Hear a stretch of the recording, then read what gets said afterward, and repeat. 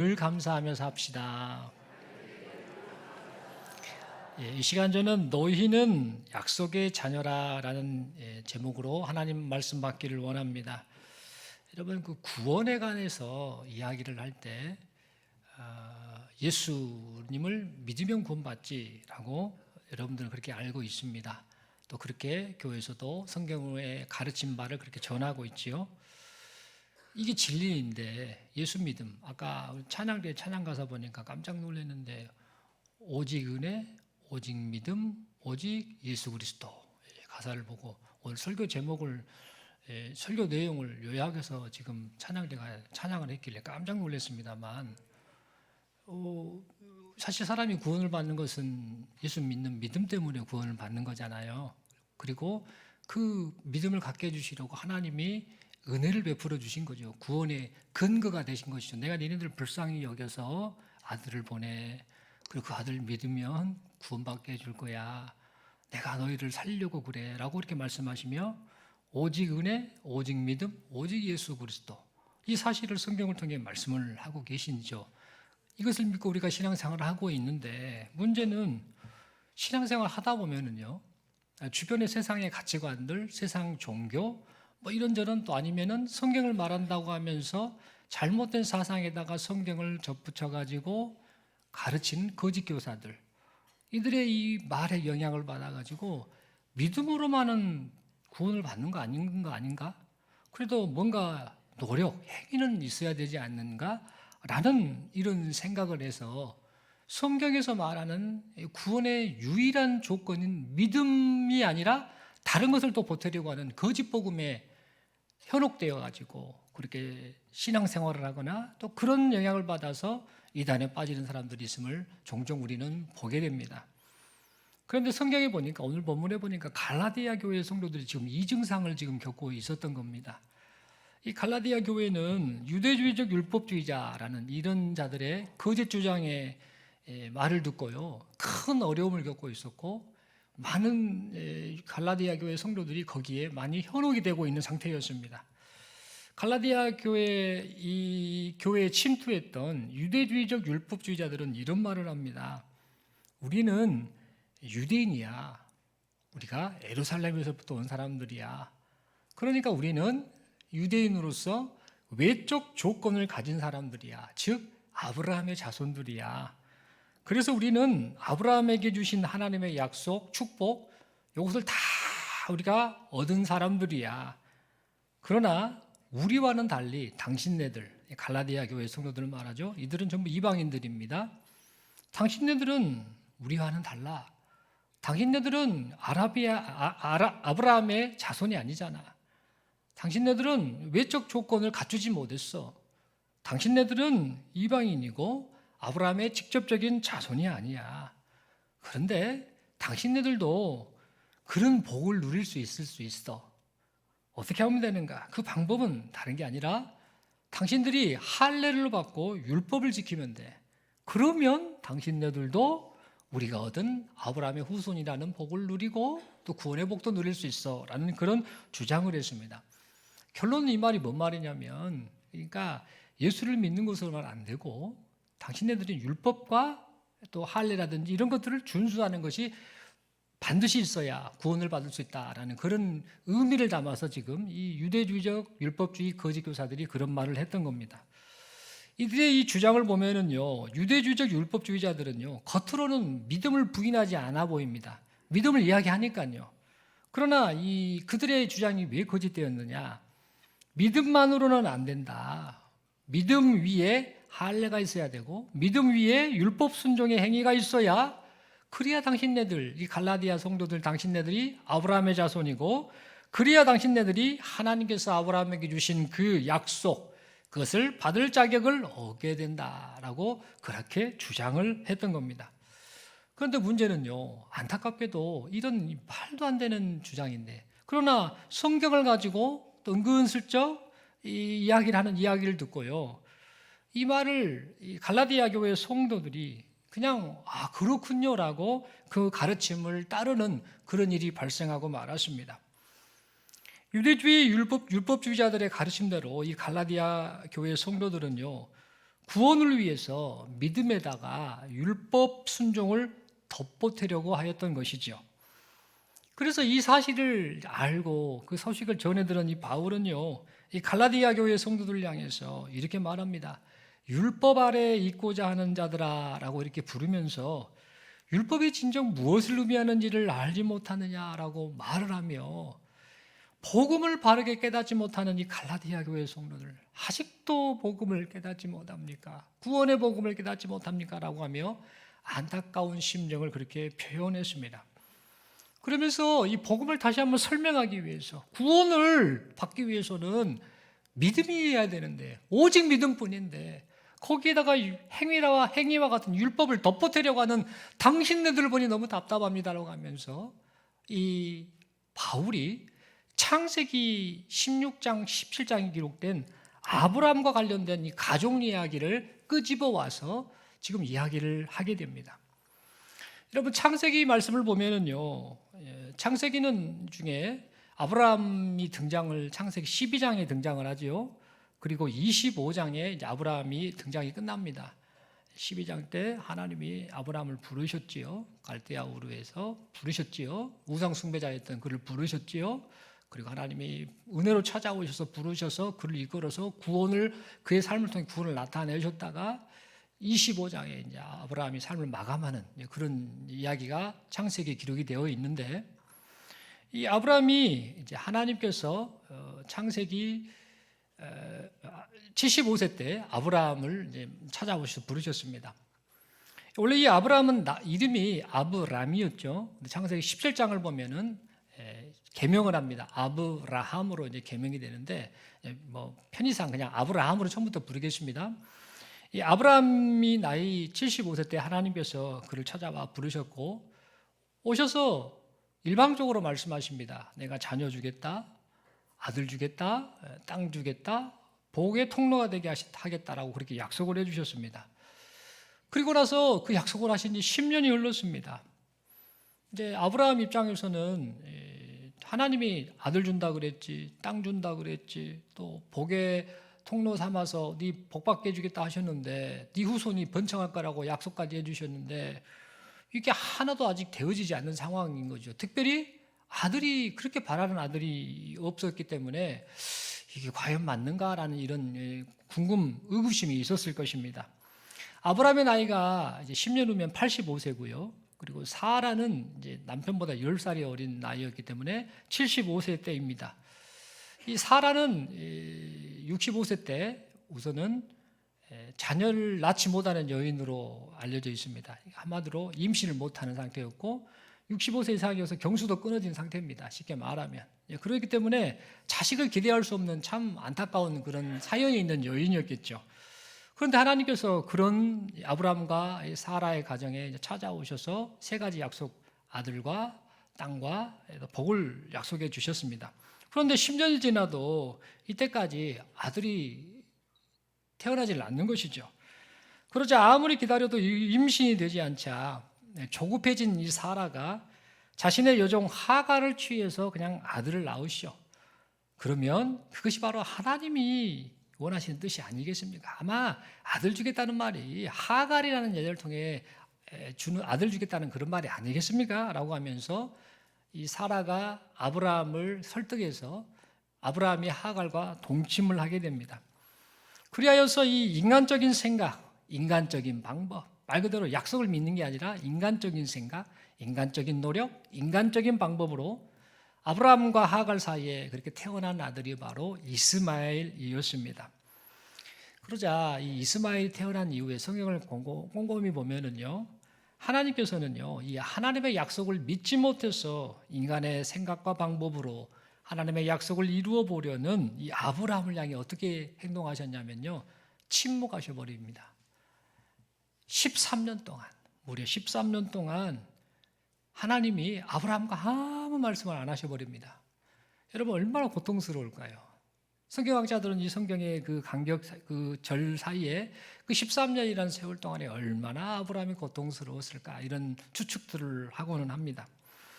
그래서 그 이후에 이제 13년이라는 세월이 흐릅니다. 그리고 아브라함의 나이 99세 때 드디어 하나님께서 약속을 신실하게 지키시는 그 하나님께서 아브라함을 다시 찾아오셨습니다. 그리고 이런저런 약속의 말씀을 하신 이후에 그 약속을 따라서 마침내 아브라함에게 아들 이삭을 주셨습니다.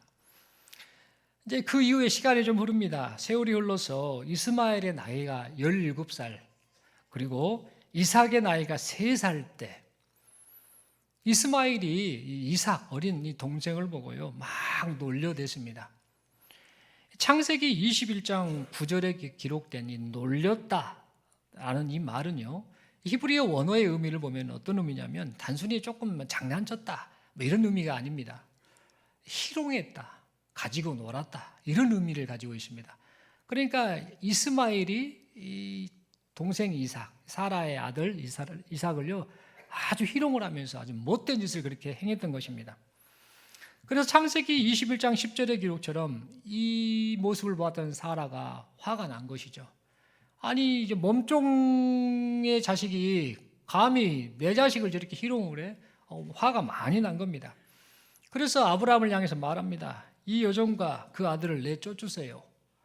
이 종의 아들은 내 아들 이삭과 함께 기업을 얻지 못할 겁니다 라고 그렇게 말을 하였습니다.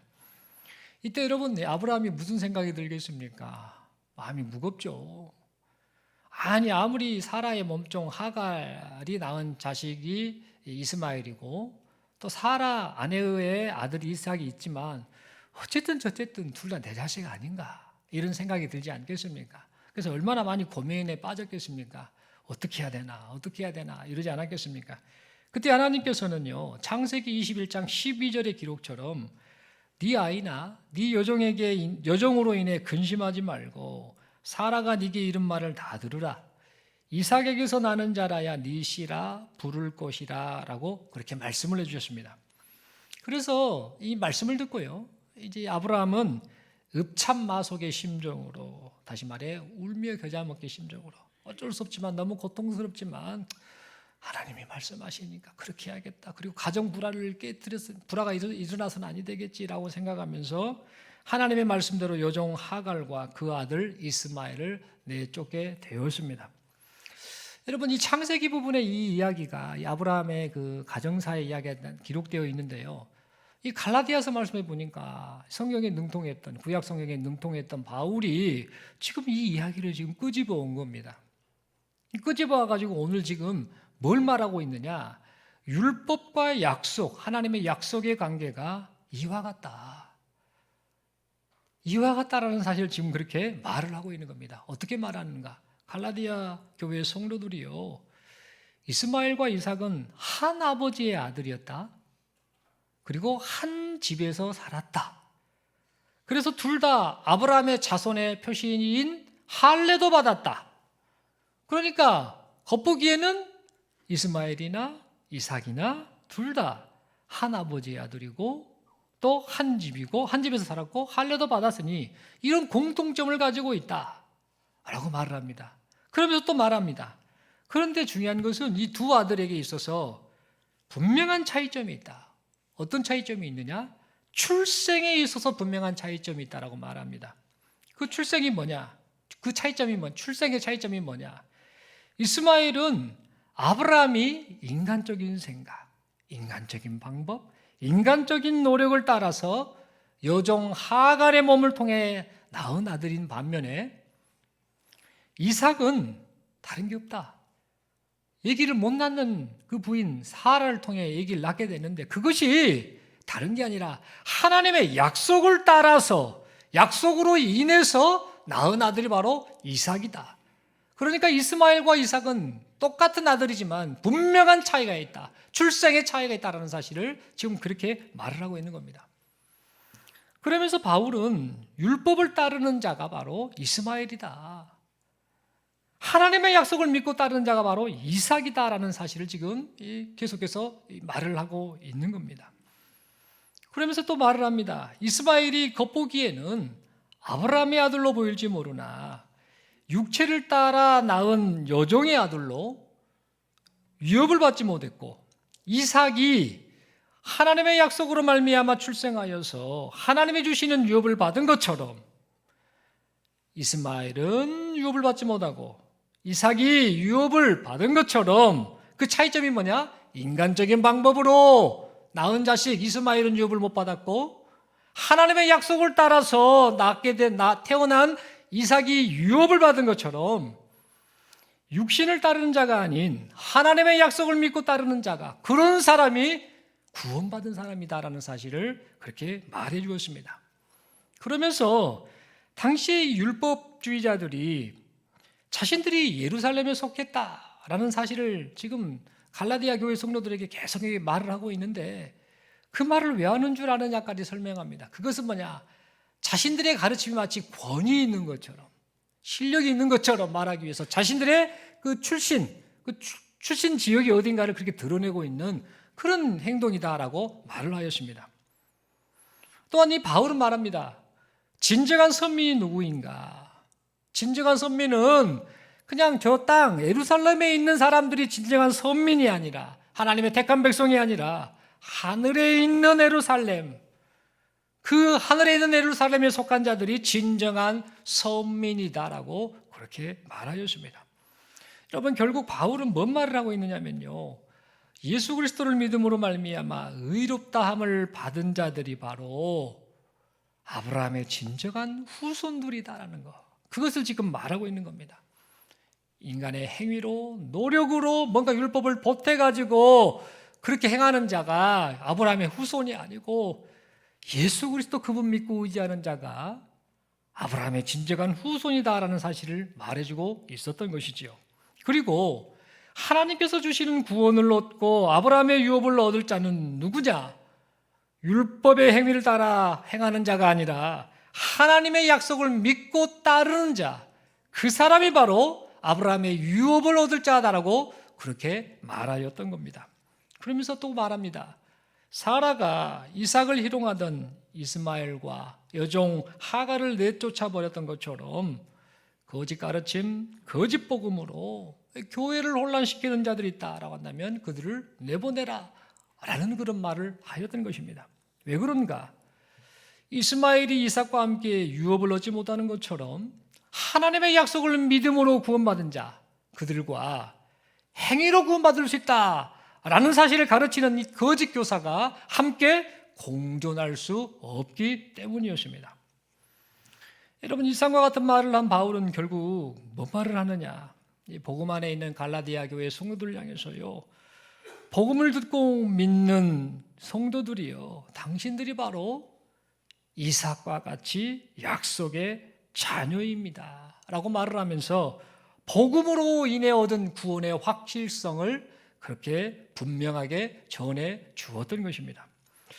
여러분, 우리는 이 사실을 생각하면서요, 무엇을 생각하고 또 고백해야 되느냐? 그것은 바로 우리도 우리의 구원의 유일한 근거가 하나님의 은혜요, 구원의 유일한 조건이 오직 주 예수 그리스도를 믿는 믿음뿐이다라는 사실을 믿고 고백하고 이 고백을 따라 살아가야겠다라는 그런 결단이 있어야겠다라는 겁니다. 여러분, 성경은 계속해서 우리에게 말합니다. 구원은 누가 받느냐? 구원은 누가 받느냐? 하나님의 약속을 믿는 자가 구원을 받는다고 말하죠. 하나님의 약속이 뭡니까? 하나님의 그 약속을 따라오신 예수 그리스도, 그 예수 그리스도를 온전히 믿고 의지하는 자, 그 사람이 죄와 사망으로부터 구원받고 영원한 생명을 얻는다라고 성경은 우리에게 그렇게 말을 해주고 있습니다. 다른 방법은 없다. 오직 믿음뿐이다. 오직 믿음뿐이다. 오직 예수밖에 없다라는 사실을 우리에게 그렇게 말을 해주고 있습니다. 그런데 여러분, 거짓 교사들은 이상한 주장을 하지요. 믿음도 필요해. 그런데 믿음에다가 율법의 행위도 꼭 보태야 돼. 뭔가 율법의 그 가르침을 따라 행해야 돼. 그래야 구원받아 라는 말을 하지요. 그런데 문제는 이 거짓 교사들도 믿음을 이야기하지 않습니까? 지금 믿음을 말하지 않는 게 아니지 않습니까? 그러다 보니까 믿음에다가 이 행위를 보태다 보니까 이 성도들 가운데나 어떤 사람들 가운데 이것을 분별하지 못한 사람들은요, 이 믿음에다가 뭔가 또 인간적인 행위를 보태가지고 구원을 받아보려고 하는 그런 어리석음에 빠지는 자들이 의외로 있더라라는 겁니다. 여러분, 어찌 보면 이러한 이 거짓 교사들의 주장이요, 더 매력 있어 보입니다. 더 타당한 것으로 여겨집니다. 그래서 맞아, 나도 양심이 있지. 하나님이 주시는 구원을 받으려면 나도 뭔가를 조금은 해야 하지 않겠어? 뭔가 좀 착하게 해야 하지 않겠어? 뭔가 좀 행위가 있어야 하지 않겠어? 라는 이러한 잘못된 신앙관을 갖게 되고 만다라는 겁니다. 여러분, 오늘날 이러한 이 잘못된 구원관에 빠진 사람들이 정말로 의외로 많습니다. 여러분, 사람의 그 선한 행위, 예수 믿고 구원받은 사람의 선한 행위는요, 이 구원의 조건이 아닙니다. 단어를 정확하게 들으십시오. 구원의 선한 행위는 구원의 조건이 아닙니다. 착하게 살고 선하게 성화의 모습으로 사는 것은 이 구원의 조건이 아니라 구원의 결과입니다. 예수 믿고 예수 사랑하고 그분의 은혜를 알면은요, 사람이 변합니다. 내가 뭘 해봐야겠다, 구원받기 위해서 노력해봐야겠다 해서 변하는 게 아니라 그 구원의 은혜를 알면 사람이 자연스럽게 구원의 결과로서 선한 삶을 살아가게 된다라는 겁니다. 그런데 선한 행위를 구원의 조건으로 여기며 잘못 믿는 사람들이 있다라는 겁니다. 그러다 보니 교회에서 세례를 받았다든지 직분을 받았다든지 구제와 봉사와 같은 열심을 내가 냈다라고 한다면 그것이 마치 구원의 이 조건이 충족된 것처럼 착각하는 사람들이 있습니다. 여러분, 좀 무거운 말씀이 될지 모르나 여러분 꼭 기억하셔야 됩니다. 사람이 노력으로 구원의 조건을 충족시킬 수가 없습니다.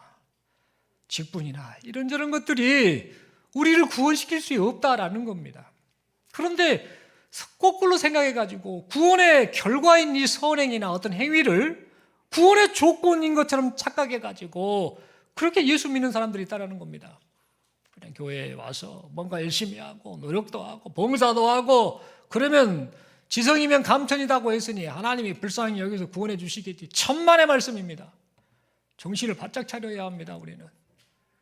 우리 죄 문제를 해결을 못 받았는데 어떻게 구원이 됩니까? 하나님은 구원하고 싶으셔도 사람이 예수를 믿지는 않는데 그렇게 보내주신 예수, 그렇게 그 예수 그리스도에 대해서 선포하도록 하시는 말씀이 들려지고 있는데 그것을 듣지 않고 믿지도 않는데, 그래서 구원의 조건을 갖추지 않는 그런 사람들 향해 어떻게 구원이 주어지겠습니까?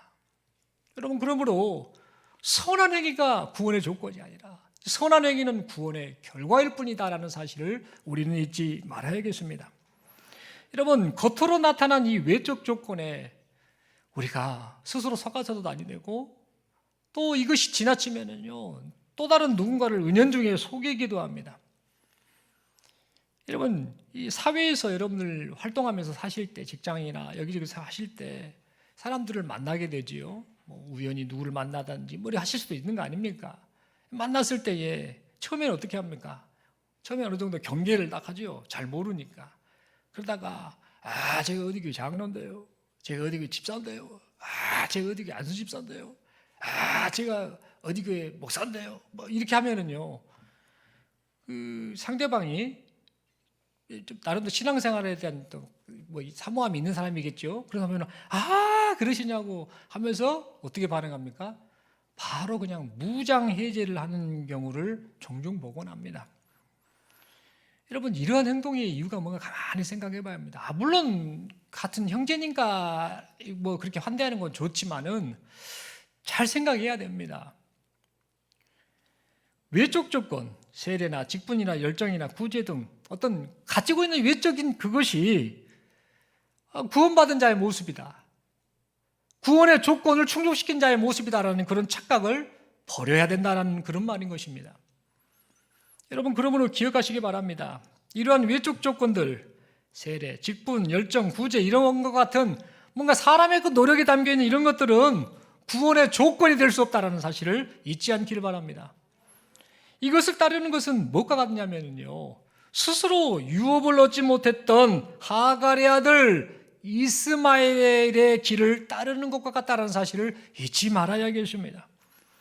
여러분, 구원은요, 하나님의 약속인 예수 그리스도를 믿는 믿음으로만 받습니다. 우리의 행위와는 아무런 상관이 없다라는 그런 말인 것입니다. 여러분, 이 시간에 다시 한번 부탁을 드리지만 우리는 인생이 지난주도 말씀드렸습니다만 100년 못 삽니다. 하나님이 부르시면 가야 됩니다. 하나님 앞에 서야 됩니다. 중요한 것은 살아야 되지 않겠습니까? 저주 사망이 아니라 영원한 생명을 우리가 얻어야 되지 않겠습니까?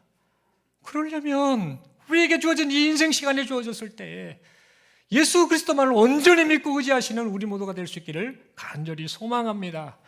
내 행위, 내 노력, 내 열심, 그것이 구원의 조건을 충족시키고 있다는 그런 착각을 어서 빨리 버릴 수 있기를 바랍니다.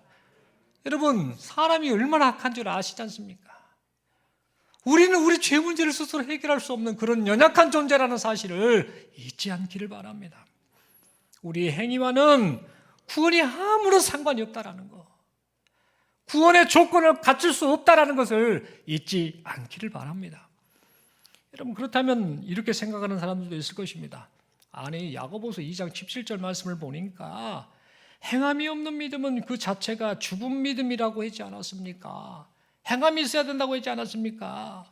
이렇게 또 따지듯이 묻는 사람도 있겠지요. 여러분, 행함이 있어야지요. 행함이 왜 없어야 됩니까? 있어야지요. 맞습니다. 그러나 이 말씀은요, 누구한테 한 말이냐면, 누구를 대상으로 지금 하고 있는 말이냐면, 말로만 믿는다고 하는 사람들, 진짜 예수 믿는 게 아닙니다. 말로만 믿는다고 하는 사람들, 겉으로만 믿는 척하는 자들을 대상으로 하고 있는 말씀인 것입니다. 여러분, 신앙행위를 무시하자라는 그런 말이 의미가 아닙니다. 신앙행위가 과연 믿음으로부터 나온 것인가를 우리가 좀 생각하면서 살아가자라는 그런 말인 것입니다.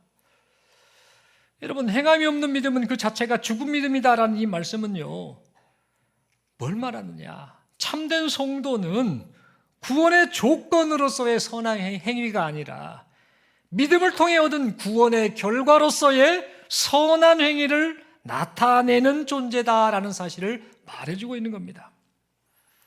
여러분, 예수님 진짜 믿으면은요, 예수님 진짜 사랑하면은요, 사람이 바뀝니다. 진짜 바뀌어요. 우리 믿음의 선배들이 그렇게 사셨다니까요. 예수 진짜 믿고 예수님 진짜 사랑하고 삶 속에서 그분과 동행하고 살면은요, 사람이 바뀝니다. 물론 때때로 실수도 하겠지만 사람이 변해요. 성화가 나타납니다, 진짜. 예수를 진짜 믿으면 그렇게 되더라는 겁니다.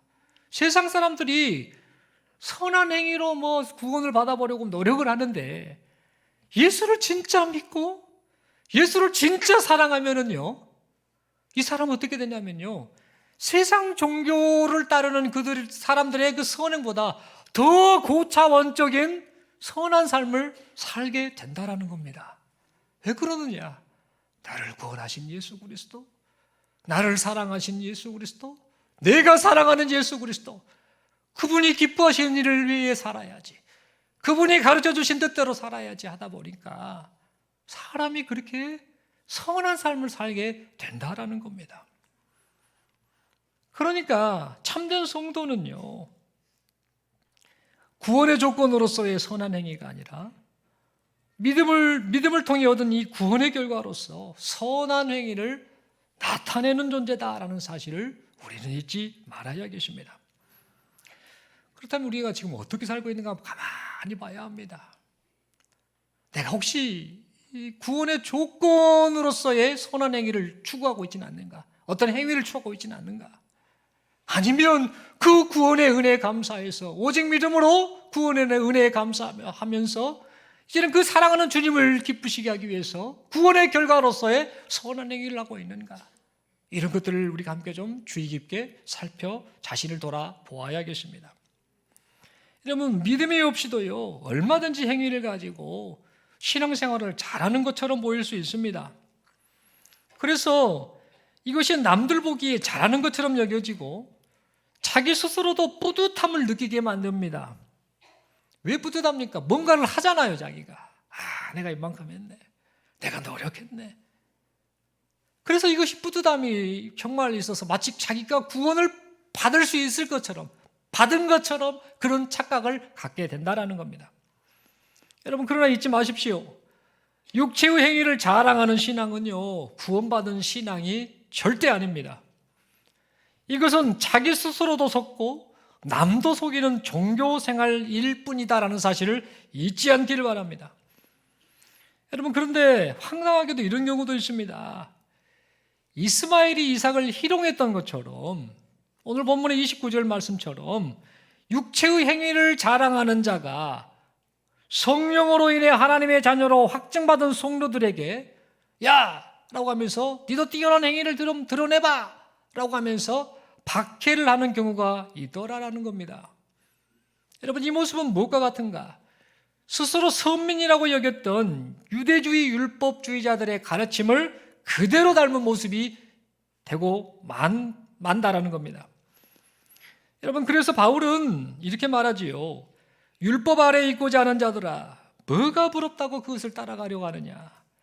왜 진리를 따르지 않고 엉뚱한 것을 다시 따르려고 하느냐라고 안타까워하며 묻고 있습니다. 여러분, 이러한 점에서 우리는요, 한번 스스로에게 한번 질문을 하면서 우리 자신을 좀 돌아보면 좋겠습니다. 나 자신이 과연 약속의 자녀인가? 다시 말해서 나의 믿음은 하나님의 약속을 믿는 믿음인가? 아니면 나의 행위가 구원의 조건이라고 믿는 믿음, 더 정확하게 말하면 신념인가? 이것을 우리가 좀 살펴보면서 우리 자신이 참된 믿음 안에 있는 존재인지를 돌아볼 수 있기를 바랍니다.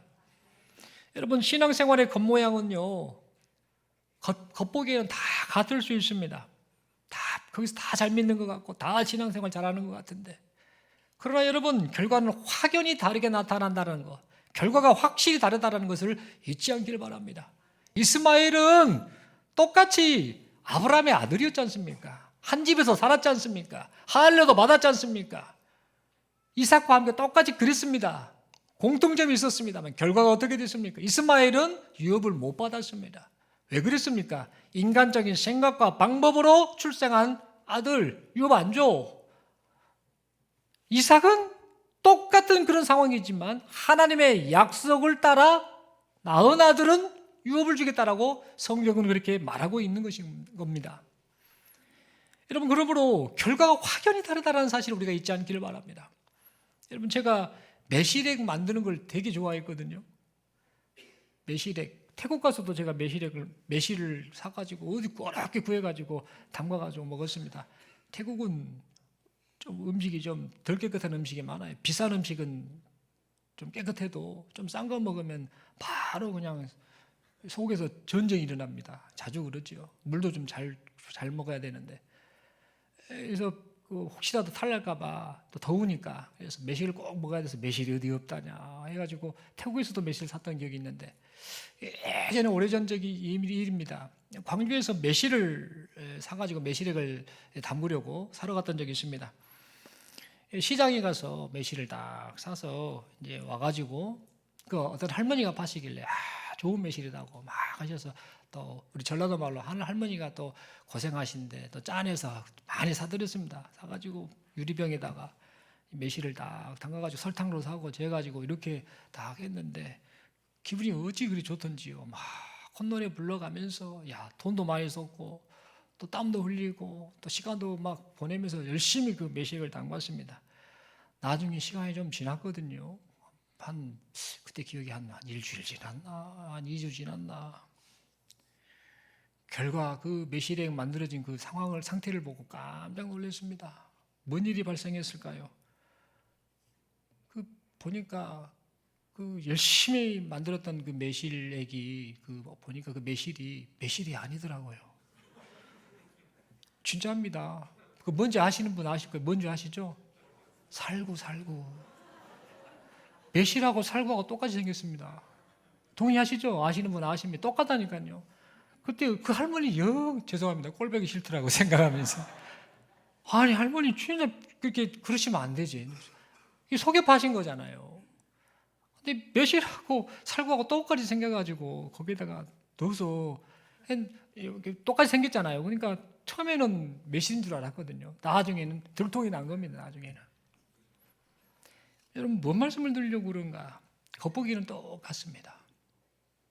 그러나 그리고 구분도 안 되는 것 같습니다.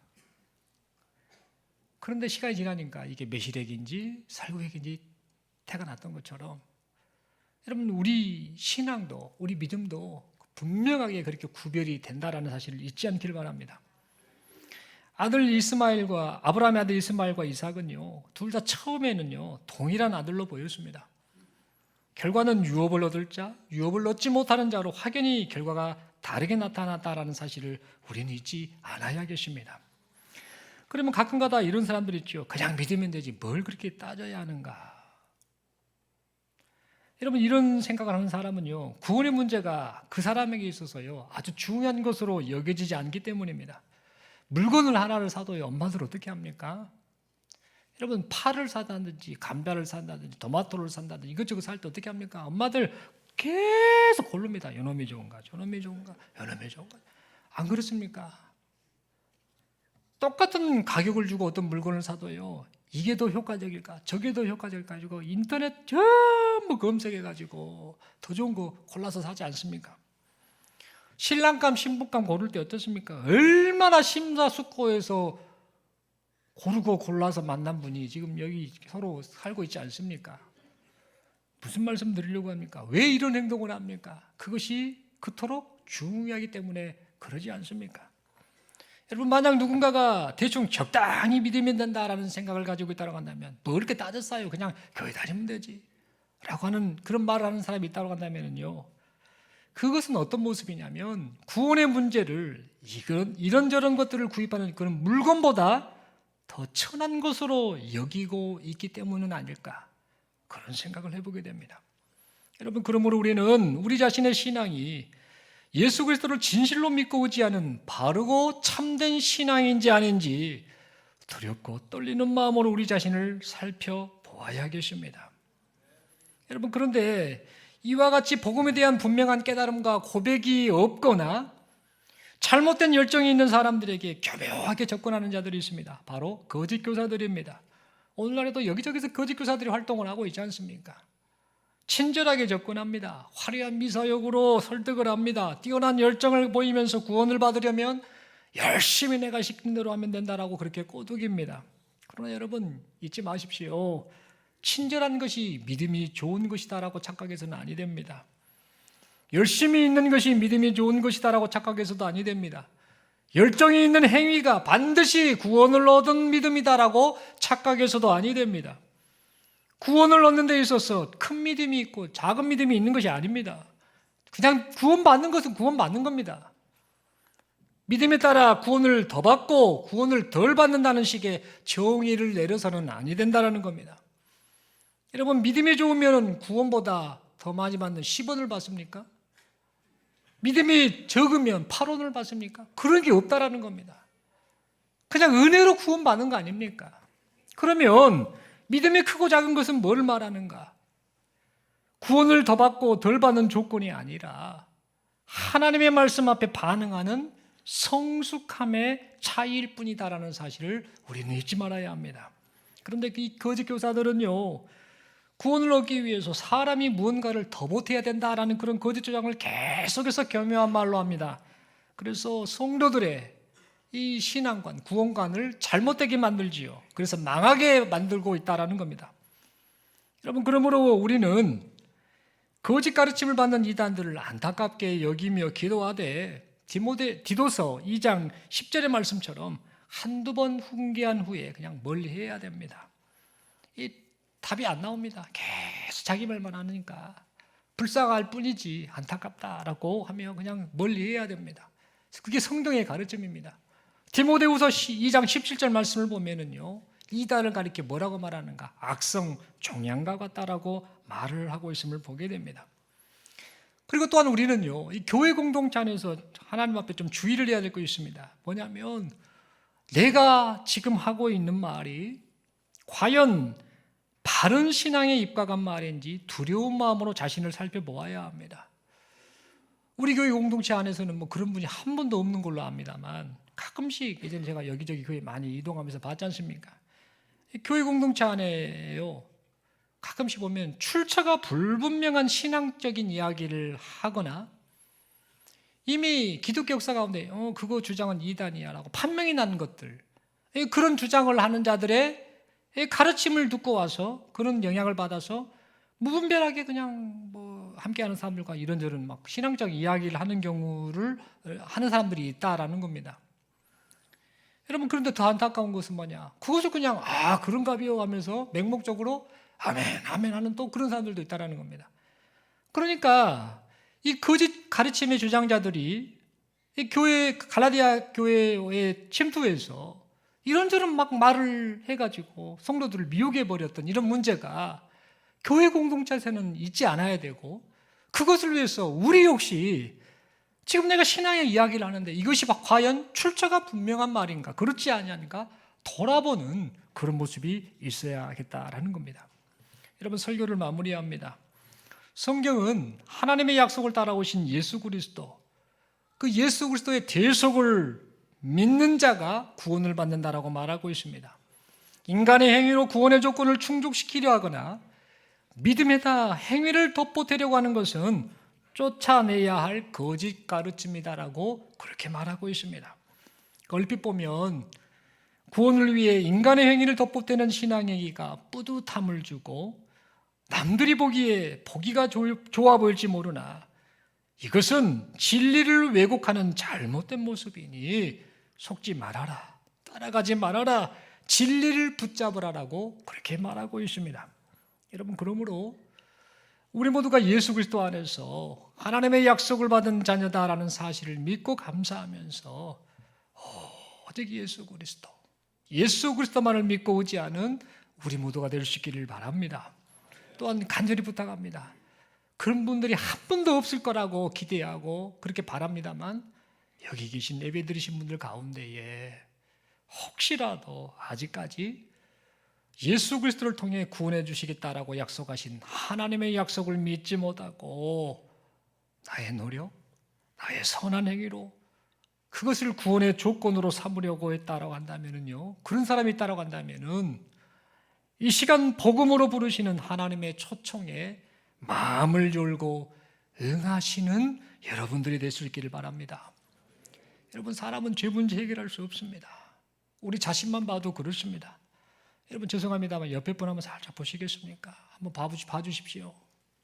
얼마나 착해 보이십니까? 얼마나 거룩해 보이십니까? 참 착하고 선해 보이시지요? 그런데 여러분, 그거 아십니까? 그렇게 거룩해 보이고 착하고 선해 보이는 사람이 어느 순간 갑자기 뭔가 불편한 일이 생기면 정말 나쁜 모습을 보일 때가 있음을 보게 됩니다. 그게 사람입니다. 나는 죄로부터 자유롭다? 안 그래요. 죄 문제 해결하신 예수 의지하는 것밖에 없어요. 나를 보면 희망이 없다라는 사실을 우리는 기억해야 됩니다. 그래서 우리는 사람에게는 기대할 것이 없다라는 이 절실한 고백을 가지고 살아야 될 줄로 믿습니다. 또한 너희가 구원의 조건을 충족시킬 만한 선한 행위가 전혀 없다 할지라도 하나님의 약속을 믿는 너희는 이삭과 같이 약속의 자녀다라고 말씀하시는 이 하나님의 말씀을 마음에 새기면서 오직 예수 그리스도만을 믿고 의지하며 살아가시는 여기 모인 우리 모두가 될 수 있기를 간절히 소망합니다. 우리 서로에게 이렇게 인사하겠습니다. 구원의 조건은 오직 예수님을 믿은 믿음뿐입니다. 한 번 더 인사하겠습니다. 선하게 사는 삶은 구원받음의 결과입니다. 사랑하는 성도 여러분, 예수님 잘 믿었으면 좋겠습니다. 바르게 믿었으면 좋겠습니다. 내 행위를 의지하지 말고 예수를 의지하며 살아가시는 우리 모두가 될 수 있기를 간절히 소망합니다. 기도드리겠습니다. 하나님 아버지, 감사합니다. 말씀 받았습니다. 살면 살수록, 신앙생활 하면 할수록 주만 바라봅니다. 오직 은혜, 오직 믿음, 오직 예수 그리스도, 이 사실을 고백하면서 우리에게 여러 가지 인생 시간 동안 참된 믿음으로 또 참된 신앙생활로 예수만 바라보며 그렇게 살아가는 우리 모두가 되게 하여 주옵소서. 그렇게 믿음으로 살 수 있도록 붙잡아 주심을 믿고 감사합니다. 예수님 이름으로 기도드리옵나이다. 아멘.